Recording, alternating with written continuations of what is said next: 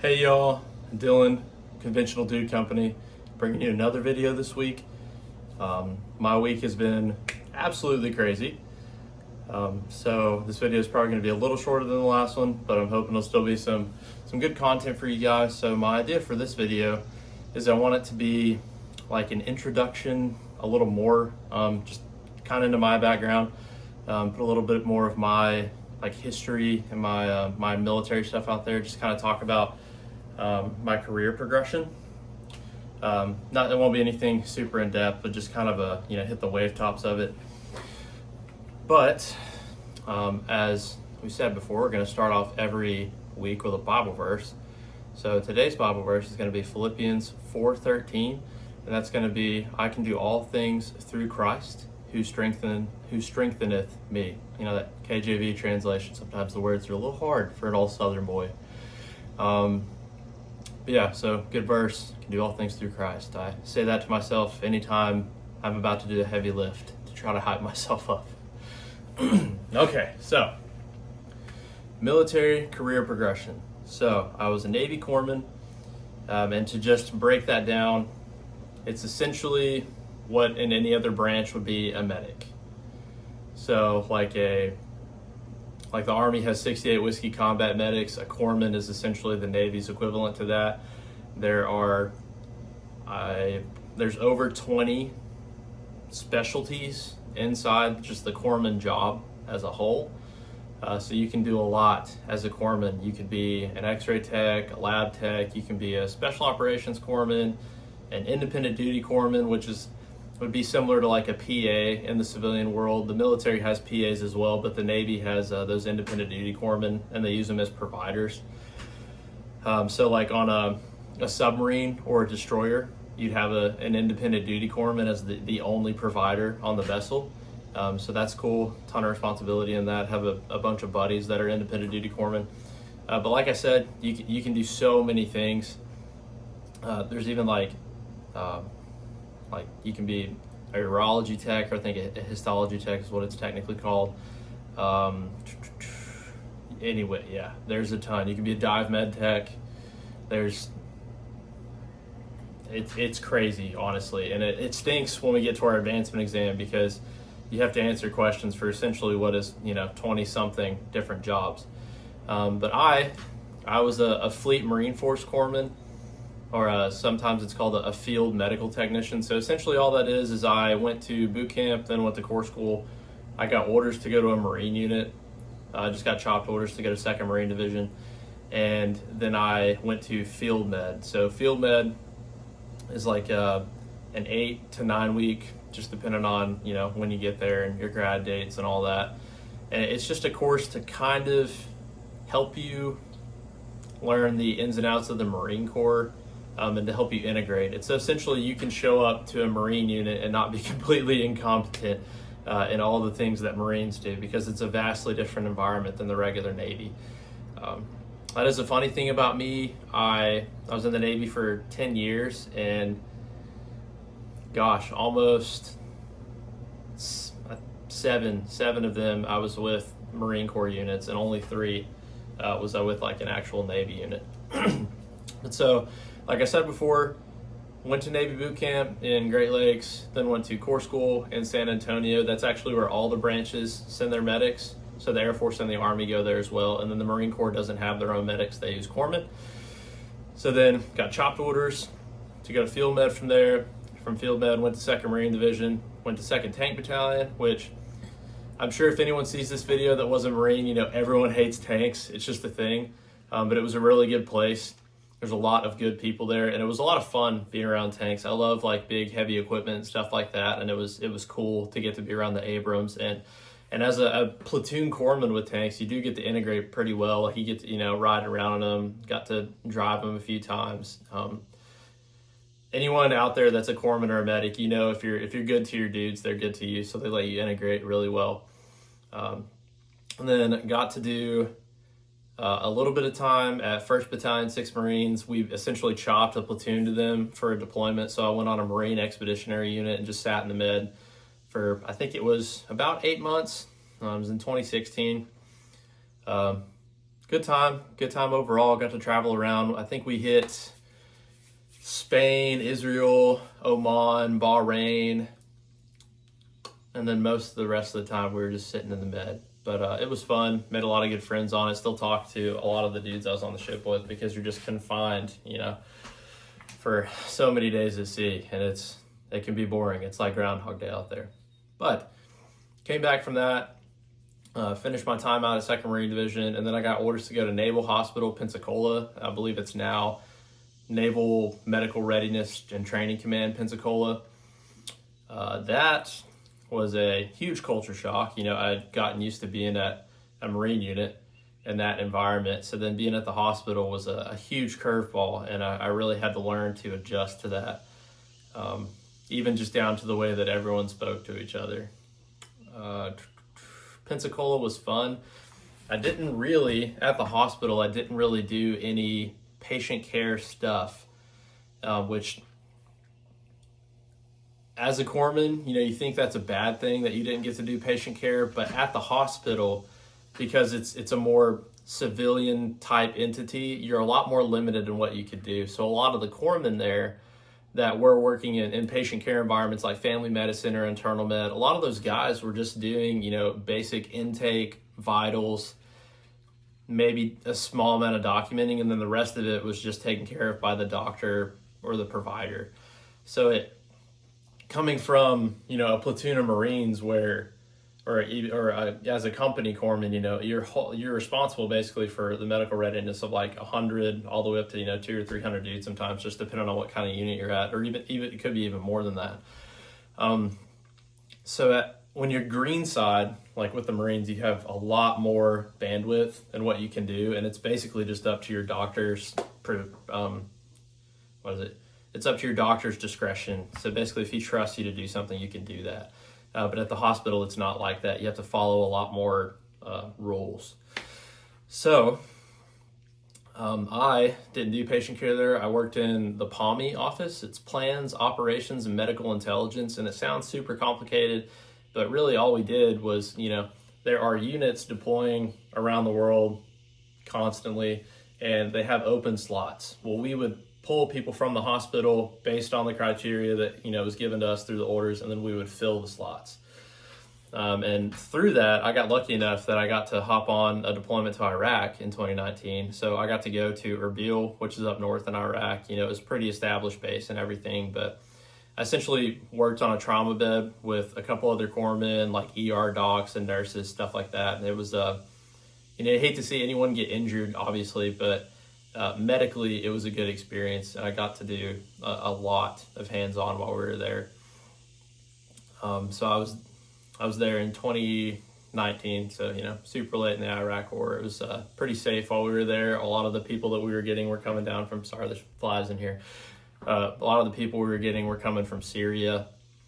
So that's it. Like, we didn't really have any issues on our end. We were just a receiving, initial, like a roll 1, roll 2, if any of you are familiar with that. But it basically means that, we had trauma beds, we had the capability to do surgery, and then we had like a lab, we had x-ray and all that. It was just in a more austere setting, if that makes sense.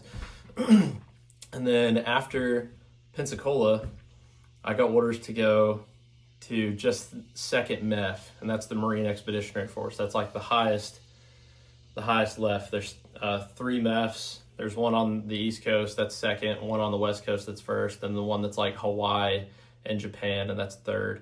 So those are the very top of the way the Marine Corps breaks down. The clinic that I got sent to at first was,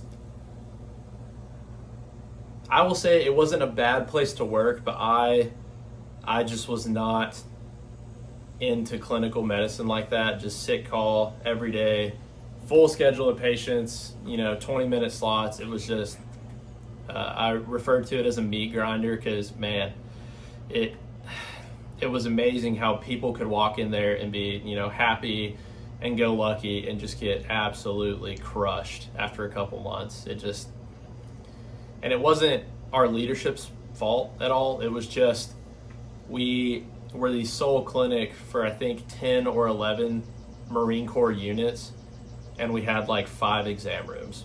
So it was just, a rat race every day trying to keep up. But I had a really good friend who recognized me from before. We weren't really good friends at the time. We kind of recognized each other at like a unit picnic, and I was like, "Are you at this command?" And he said, "Yeah, man, I'm out at EOTG, which is Expeditionary Operations Training Group." And I was like, "Oh, I've heard about that. That sounds like it'd be pretty fun."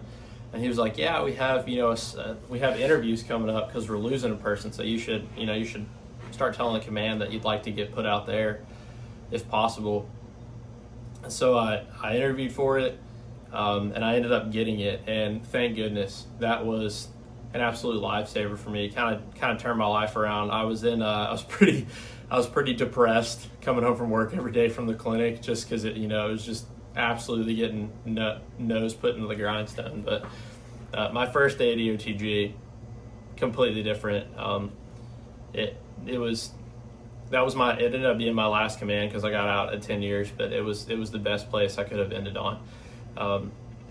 I got to take that medical experience and knowledge that I got on my couple deployments and just being with the Marines, and you just get to siphon it into the next generation of new corpsmen, and I loved that. I love teaching, I love instructing, just passing that knowledge, because at this point in my career, I kind of knew I was probably going to get out at the halfway, because my wife was ready to come back home, and honestly I was ready to come back home too, but it was nice to not just completely unplug. Like, I got to take that knowledge and pass it down.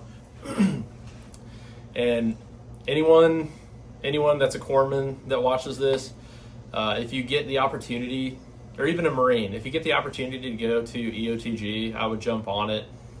They have very good people.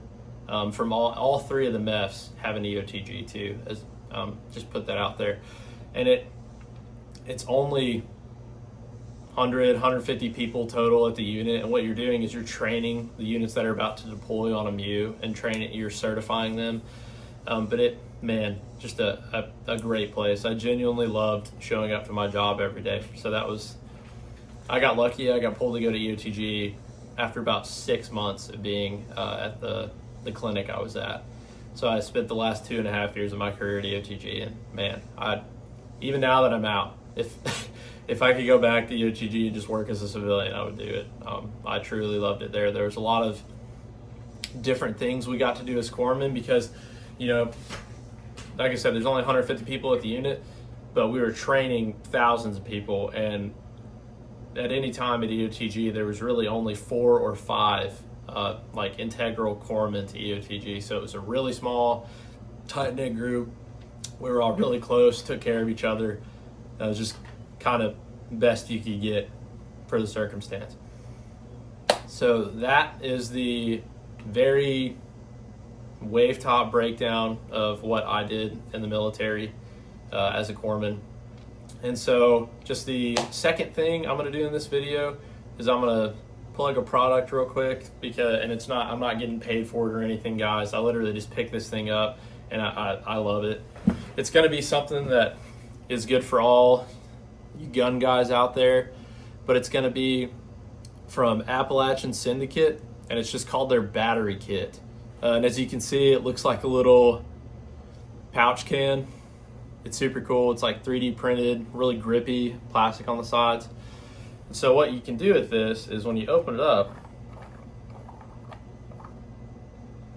you've got the top portion where there's a flat washer that you can use as like a flathead screwdriver for anything on your guns. I'm gonna take that and sit over here. And then inside here, move a little closer, guys. So inside here, we've got a T10 bit. We've got the dual spanner, good for, like, I believe aim points and hollow suns. You can see they all have that. There you go, that's a good view of it. You got that like dual tip for aim points, and then you have a small flathead, and then they give you an open slot that you can use, for anything that's more particular to your weapon systems. I'll take that out. And the cool thing about this is that you can pop out, the bits, And then they even give you a bit holder on here, and then you have a handle that you can use, you know, get a little more torque on it. So it's kind of a self-contained system, you could say. And then also on the back portion of this, you're gonna have another piece. And this little piece is gonna be for like Trigicon SRO battery trays. And then I believe some Aimpoints use this as well, but just super versatile, guys. And then the awesome thing too about it is on this back portion, it holds 3 CR2032s, which if you're, you know, in like the gun world at all, that's a very popular battery for scopes, red dots, stuff like that. But yeah, so it's just 3D printed, so it's super light, doesn't, you know, takes up as much space as a dip can. Seals up super well. It's completely waterproof, and because it seals so tight and they have padding on that, here, I'll take it back out and show you. This thing is just made so well, and it's like $30. They padded the back of this so that when it's in here, I'm a klutz, I'm sorry. So that when it's in here, it's all sealed up tight and it doesn't rattle. It doesn't rattle one bit. So you can take this, throw it in your dump pouch, throw it in your cargo pocket, back pocket, front pocket even, and you just have a lot of tools that come in handy working on, you know, firearms out in the field or on the range. You just have that right in your pocket. Again, guys, it's on, it's an Appalachian Syndicate battery kit is what it's called. I will post the link to this in my description. I love this thing. This is just a super well-made product. And I love App Syndicate too. They have a lot of good, you know, t-shirts and stuff like that, but this thing is awesome. So if you guys are into gun stuff and you like having little cool kits on you, I would definitely suggest getting one of these. Okay. All right, that is all the time I have for today. Like I said, try to make this video quick. I've been building a fence for my mom all week, and it's taken a little more time than I thought it would. But I appreciate the support, guys. We're getting a pretty good amount of views, and you know, I think we're almost up to 150 subscribers now. That's awesome. You know, when I went into this, I didn't even know if I was going to get anyone to watch or like my videos. So I really appreciate the support. And if you guys have any suggestions, any questions, anything like that, post them in the comments. I'm making it a point to try to answer and reply to every comment. So I really appreciate the support, guys. You guys are awesome. I'll see you soon.